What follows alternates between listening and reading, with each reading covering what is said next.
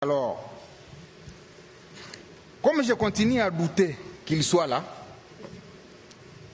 j'ai 12 questions aussi. Parce que quand j'ai suivi là, il a parlé en 12 points.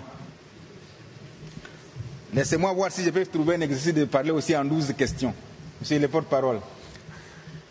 Première question. Est-ce le fils de son père? Le président Laurent Désiré Kabila, assassiné en 2001 par la mafia rwandaise, qui est entrée à Goma, capitale du Nord Kivu, sous contrôle des mêmes Rwandais. Ça, c'est la première question. Faites parvenir ces questions aux journalistes qui sont à Goma. Deuxième question. Est-ce le fils de Musée qui a relancé le dialogue de Sun City en 2002 et qui a ramené les rebelles près de lui en acceptant la formule 1+4? Amenez cette deuxième question à Goma. Troisième question. Est-ce le fils de Laurent Désiré Kabila qui a affronté et vaincu l'insurrection de Gilles Moutebousi et de Laurent Kunda en 2004 à Bukavu? Quatrième question. Est-ce le fils de Musée qui, à mon avènement à la tête de la province du Nord Kivu, comme premier gouverneur élu, a piloté les opérations contre Laurent Kunda? Cinquième question. Est-ce encore lui qui m'a demandé de résister, je l'ai dit, lorsque le 29 octobre 2008, le CNDP était à la porte de Goma? Sixième question. Est-ce le fils de Musée qui, en janvier 2009, a demandé l'arrestation de Laurent Kunda par l'armée rwandaise et accepté l'arrivée de cette même armée au Nord Kivu à travers l'opération Umo Jawetu, je l'ai dit, du 25 janvier au 25 février 2009, et consécutivement, est-ce le fils de Musée qui avait demandé au président de l'Assemblée nationale de l'époque de démissionner parce qu'il n'était pas informé de l'entrée des troupes rwandaises? Septième question. Est-ce le fils de Musée qui avait demandé à son ministre de signer les accords de paix le 23 mars 2009, lesquels accords sont à l'origine de la création du mouvement M23? Huitième question.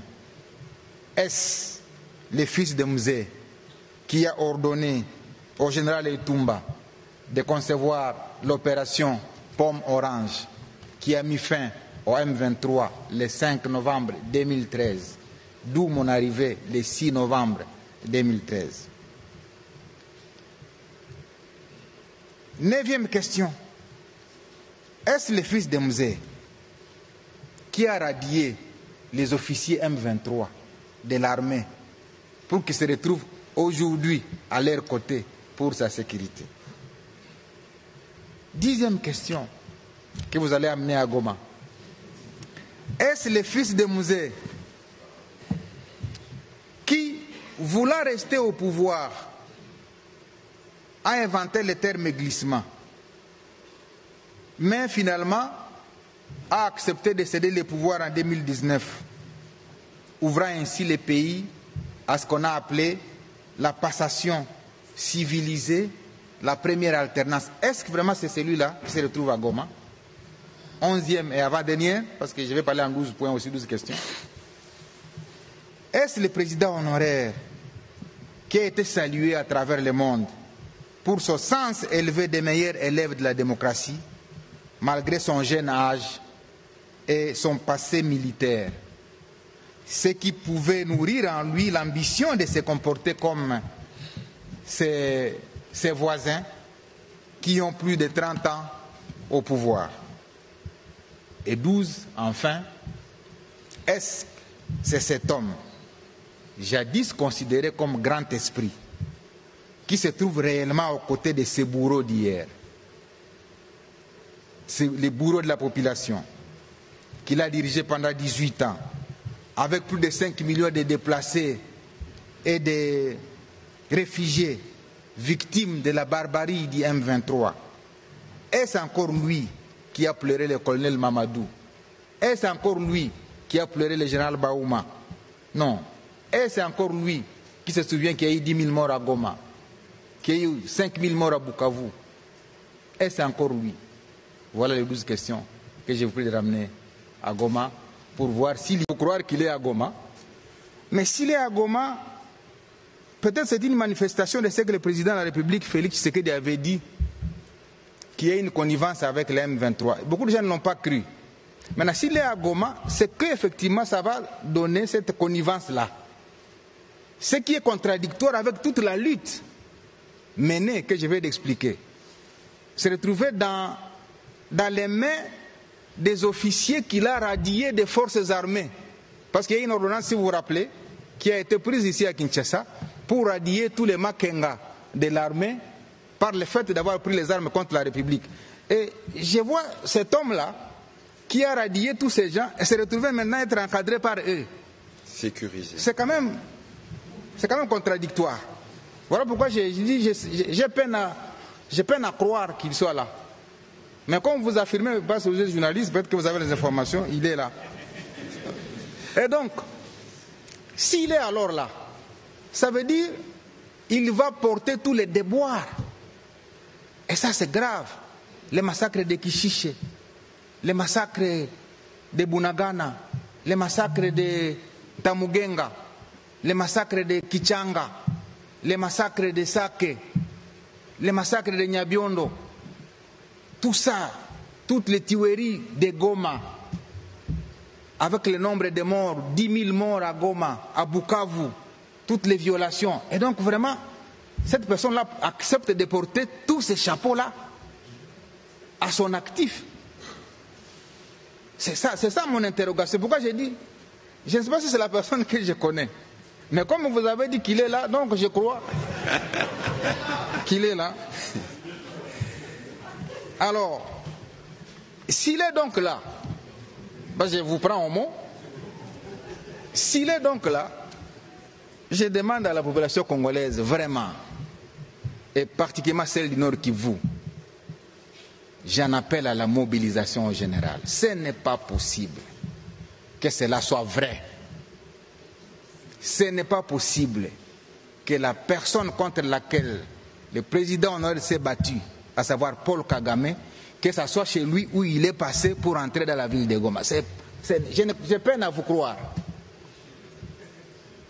Donc, j'en appelle à la mobilisation générale. Les enfants de Goma, les enfants de Massissi, les enfants de Nyiragongo, les enfants de Lubero, les enfants de Beni. Ce n'est pas possible.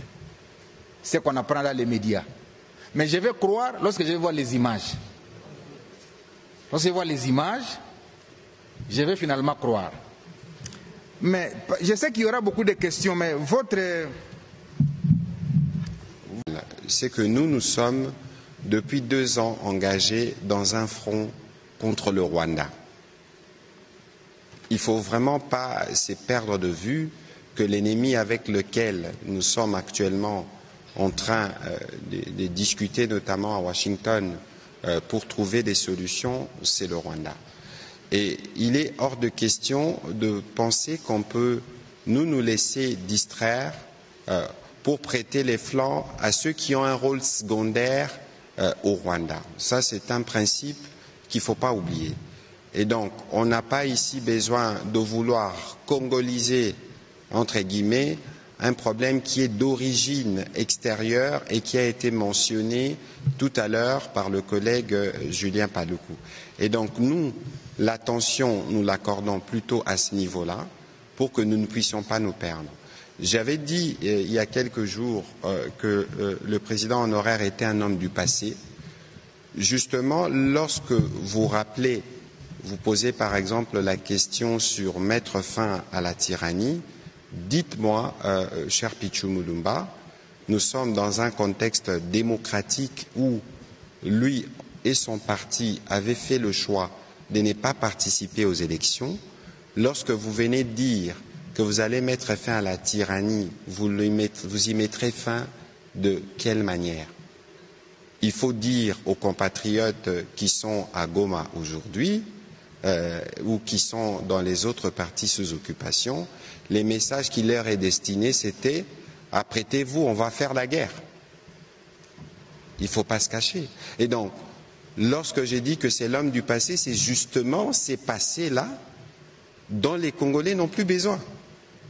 Les passés de la guerre, les passés de la compromission de nos minerais, notamment avec le Rwanda, les passés de la corruption, les passés de la concussion.